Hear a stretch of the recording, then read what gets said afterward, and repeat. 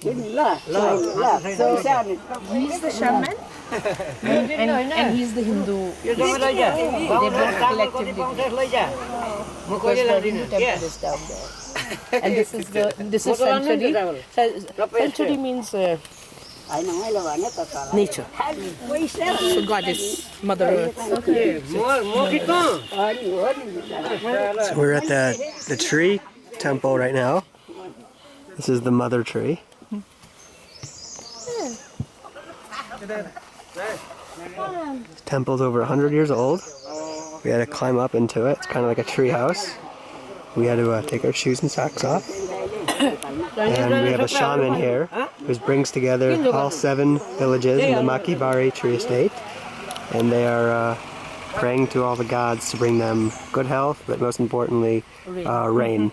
Because the tea bushes, we didn't have a good first flush. Too dry. Each one of these is a plate for each of the gods they're praying to.